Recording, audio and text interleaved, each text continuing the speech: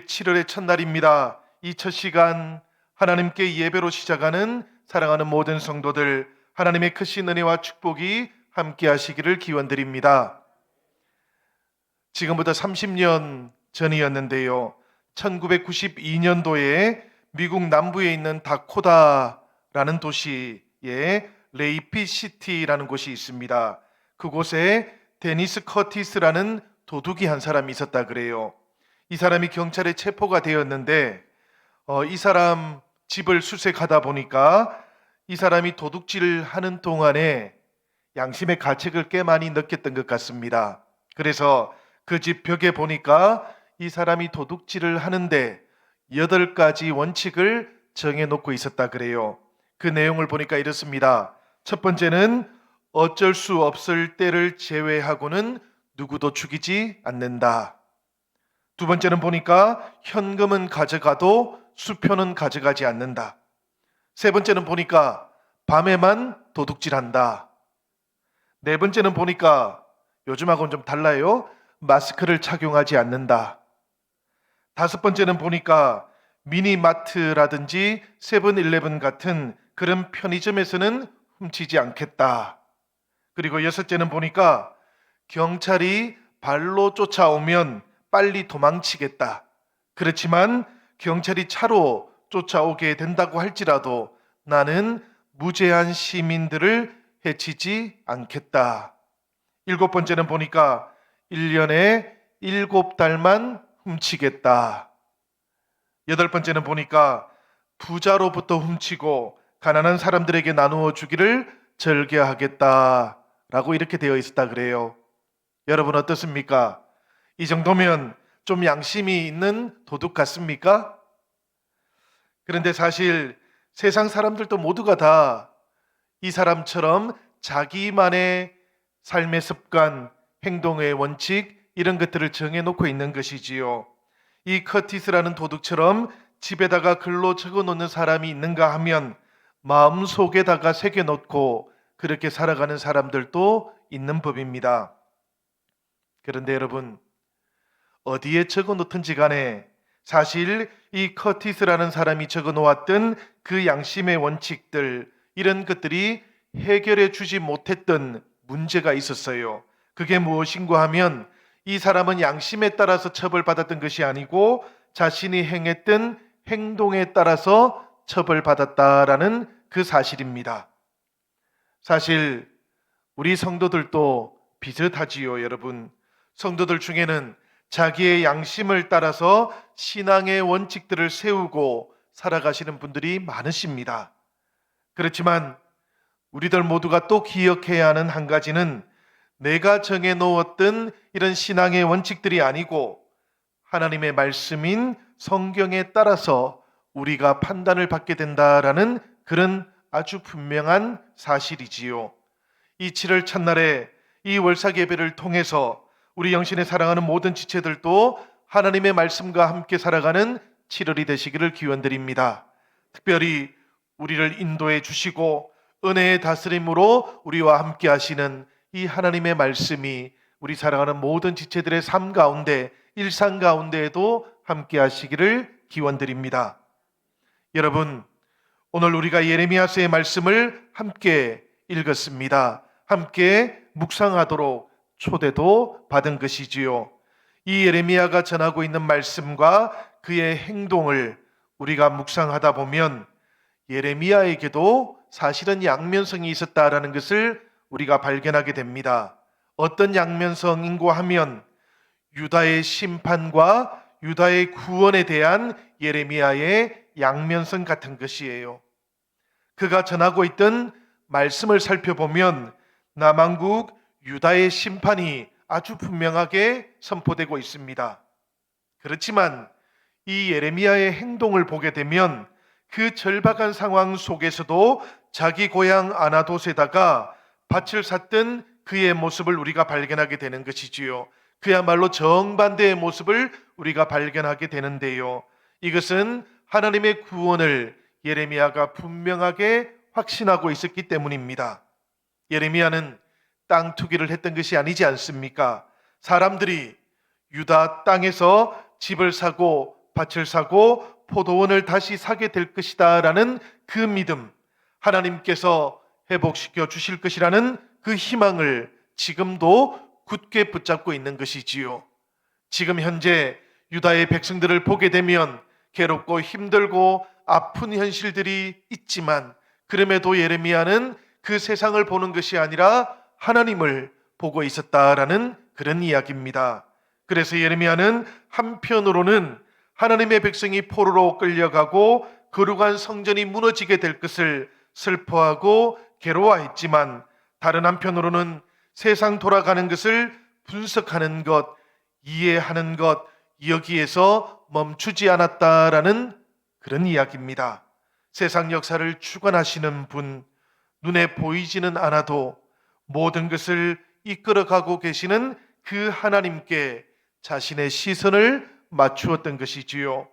그렇게 하나님의 구원, 하나님의 회복을 발견했고 그것을 굳게 붙잡고 믿고 살아갔다라는 그런 이야기입니다. 그래서 절망과 불안 속에서만 예레미야가 살아갔던 것이 아니고요, 하나님의 구원, 하나님의 섭리를 신뢰하면서 희망의 예언자로 살아갈 수 있었다라는 그런 이야기입니다.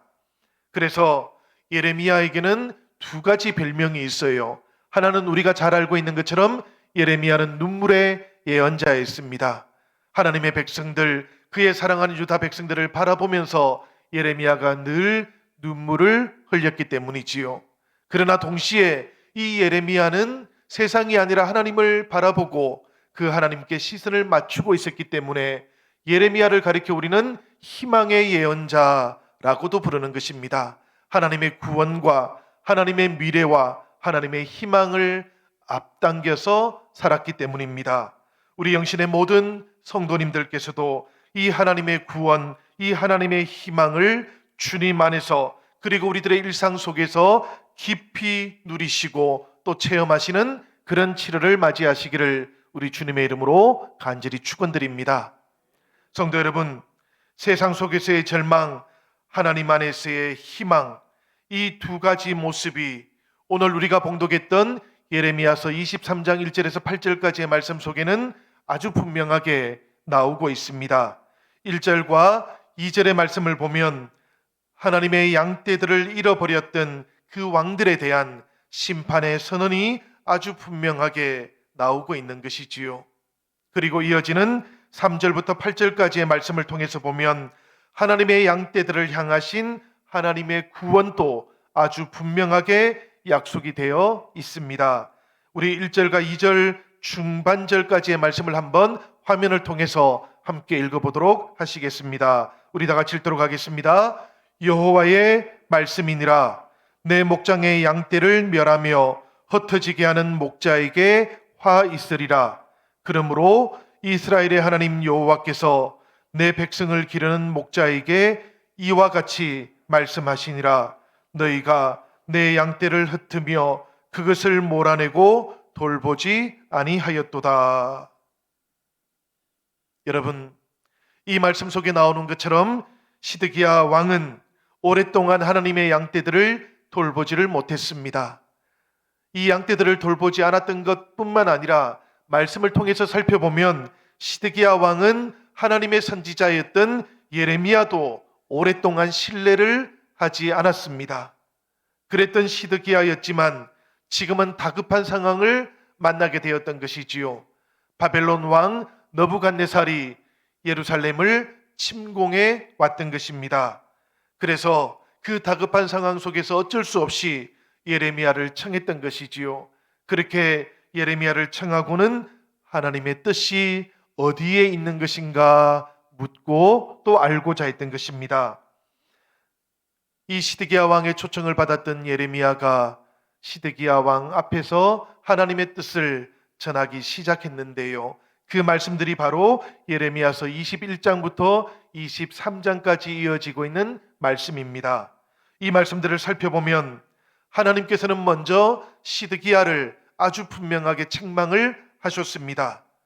유다의 리더라는 그 마음, 하나님의 양떼를 돌보는 목자라는 마음을 이 시드기야 왕이 온전하게 품고 있지를 못했기 때문입니다.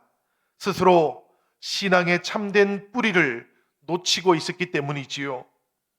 그러다 보니까 주변 사람들도 점차 이 시드기야로부터 마음이 떠나고 말았다라고 그렇게 알려주고 있는 것입니다. 여러분, 하나님의 말씀 잘 듣지 않고 잘 순종하지 않으면 생기는 결과이지요. 시드기야에게만 일어나는 결과인 것만도 아닙니다. 우리들 모두에게도 사실은 나타날 수 있는 그런 결과이기도 하지요. 특별히 우리 영신의 모든 목회자들을 포함해서 우리 교회의 리더들이 이 말씀 앞에서 지나온 6개월 동안 우리의 신앙생활을 오늘 돌아볼 수 있으면 참으로 좋겠습니다. 열심히 섬겨 오셨던 것들은 더욱더 새로워질 수 있게 해달라고 하나님 앞에 우리가 간절하게 기도할 수 있기를 바랍니다. 그리고 또 때로는 부족한 것들이 있을 것입니다. 그리고 연약했던 것들도 있을 줄 압니다. 그렇게 부족하고 연약했던 것들 우리에게 다시 열심을 달라고 하나님 앞에 기도하고 결단하는 이 7월의 첫날이 되시기를 기원드립니다. 성도 여러분, 예배와 말씀, 사명과 소명을 소홀히 했던 유다 왕들과 그 지도자들은 말씀을 통해서 살펴보니까 결국에는 밖에서부터 몰려왔던 세상 물결 앞에서 결국에는 무너져 버렸다는 것을 우리가 알고 있습니다. 이것을 우리가 기억해야만 하겠어요. 이것을 기억하시고 다시 한번 주님과 함께 우리의 사명을 새롭게 확인받고 그리고 또 결단하는 은혜의 자리도 되시기를 기원드립니다. 여러분, 리더들 중에는 하나님 앞에 무릎 꿇는 리더들이 있습니다. 그렇지만 동시에 하나님을 예배하는 것이 절실하지 않고 필요하지도 않다고 여기는 리더들도 간혹 가다가 있는 법입니다. 하나님 말씀 그 앞에서 자기와 자기의 신앙을 열심히 갈고 닦는 리더가 있습니다. 그렇지만 동시에 아는 것이 충분해서 하나님 말씀은 더 이상 경청할 필요가 없다고 그렇게 느끼는 리더들도 있습니다. 여러분, 하나님 앞에서 무릎을 꿇고 드리는 예배, 절실히 필요로 하지 않는 리더, 여러분, 이 두 가지 상황들을 우리가 놓고 결단해야 할 줄로 생각이 됩니다. 하나님의 은혜가 필요하지 않다고 생각하는 리더들이 많은 교회일수록 세상의 물결 앞에서 무너질 수밖에 없기 때문인 것이지요. 하나님의 말씀 경청할 필요를 느끼지 못하는 리더가 많을수록 교회가 세상의 침범을 받게 되고 무너질 수밖에 없기 때문입니다. 여러분, 우리가 이럴 때 하나님 앞에 기도할 수 있기를 바랍니다. 이렇게 우리가 기도하는 동안에 하나님께서는 우리들에게 보라, 때가 이르르니 내가 다윗에게 한 의로운 가지를 일으킬 것이다, 그렇게 말씀해 주실 것입니다. 우리 주 예수 그리스도 그분을 통해서 우리들 모두가 다시 한번 의로운 가지를 붙잡게 될 것이고 성령의 충만한 능력 가운데 살아가게 될 줄로 믿습니다. 사랑하는 여러분, 이 의로운 가지가 되시는 우리 주님으로부터 은혜와 성령의 능력 깊이 체험하시는 이 7월을 맞이하십시다. 우리 가정부터 새로워질 수 있도록 오늘은 꼭 기도하시기를 바랍니다. 우리 구역교회가 하나님 앞에서 새로워지는 그런 7월이 될 수 있도록 우리 하나님 앞에 결단하며 기도하시기를 바랍니다. 우리의 가정이 달라지고 우리의 구역이 달라져서 우리 영신교회가 하나님 앞에 다시 새로워지고 회복되어지는 역사도 나타날 수 있도록, 그리해서 이 지역사회 안에서 하나님께서 우리에게 맡겨주셨던 그 빛과 소금이 되는 그 역사가 이 7월에는 우리에게서 온전하게 나타날 수 있도록 함께 기도해 주시기를 부탁드립니다. 사랑하는 여러분, 시드기야 왕과 그 유다의 지도자들에게 주어졌던 이 하나님의 말씀과 다르게 하나님께서는 유다 백성들에게는 또 다른 말씀도 주셨습니다. 하나님의 양떼들에게 주어졌던 그 말씀들이 2절 하반절부터 8절까지 쭉 이어지고 있는데요, 이 말씀들을 요약해 보면 세 가지 약속으로 주어졌다라는 것을 깨닫게 됩니다. 첫 번째는 2절 하반절부터 4절까지 나오고 있는 약속인데요, 그 약속의 내용은 이러합니다. 보라, 내가 그들을 기르는 목자들을 그들 위에 세울 것이다 라는 약속이었습니다. 두 번째 약속은 5절부터 6절까지 이어지고 있는 약속이었는데요. 그 내용은 이러합니다. 보라, 때가 이르리니 내가 다윗에게 한 의로운 가지를 일으킬 것이다 라는 약속이었습니다. 그리고 세 번째로 주어졌던 약속은 7절과 8절에 있는 약속인데요. 그러므로 여호와의 말씀이니라. 보라, 날이 이르리니 이스라엘 집 자손을 북쪽 땅 그 모든 쫓겨났던 나라에서 인도하여 내신 여호와의 사심으로 맹세할 것이며 그들이 자기 땅에 살리라 라는 약속이었습니다. 여러분, 하나님께서 이스라엘 백성들에게 사랑하는 그 양떼들에게 주셨던 이 세 가지 약속들을 우리가 가만히 살펴봅니다. 살펴보니까 내용은 이렇지요. 하나님께서 하나같이 구원과 회복을 약속해 주시는 내용이었습니다.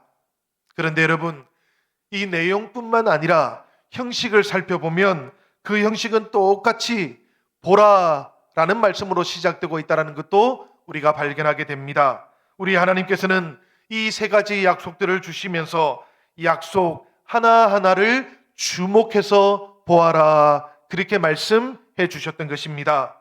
여러분, 예레미야가 슬퍼하지 않았던 이유, 괴로워하지만 않았던 이유가 바로 여기에 있는 것이지요. 세상 현실로부터가 아니라 하나님의 말씀과 하나님의 약속으로부터 오는 그 희망을 예레미야가 들었기 때문입니다. 하나님의 말씀을 알았기 때문입니다. 하나님의 그 약속이 반드시 이루어질 것이다 라는 것을 믿음을 통해서 깨닫고 있었기 때문입니다. 하나님께서는 유다를 돌보실 목자 좋으신 주님을 약속해 주셨고, 오늘 우리들은 이미 우리들의 주님을 만났습니다.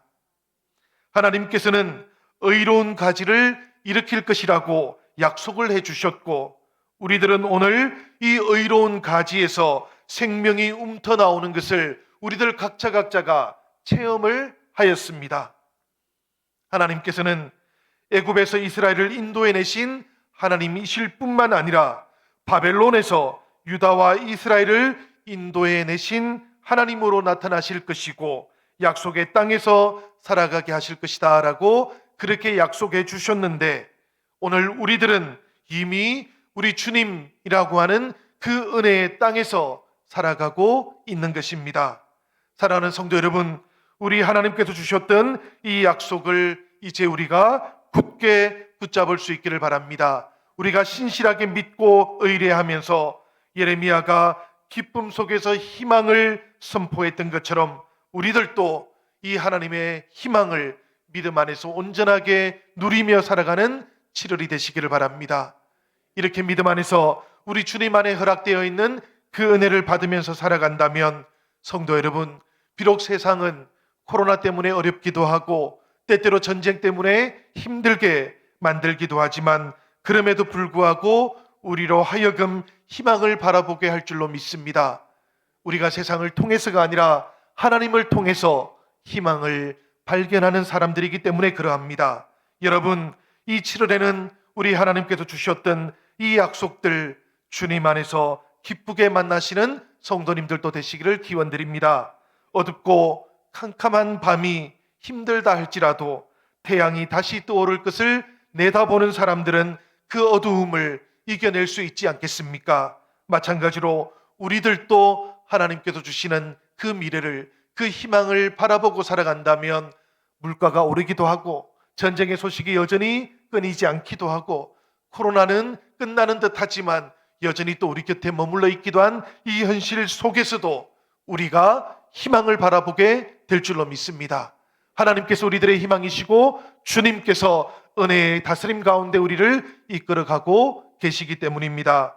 여러분, 그렇게 우리가 하나님을 바라보고 살아간다면 아나돗 자신의 땅에서 밭을 샀던 예레미야처럼 우리들도 하나님의 희망이라고 하는 그 밭을 살 수 있게 될 것입니다. 그렇게 우리가 완전히 사라지지 않고 우리를 괴롭히고 있는 이 코로나의 한가운데에서 희망을 바라보는 사람들로 우뚝 서십시다. 우리 사랑하는 지체들에게 새로운 힘을 공급해 주십시다. 그리고 우리가 함께 하나님과 더불어 은혜와 능력 가운데 성령의 사람으로 살아가는 이 7월 한 달이 되시기를 우리 주님의 이름으로 간절히 축원드립니다.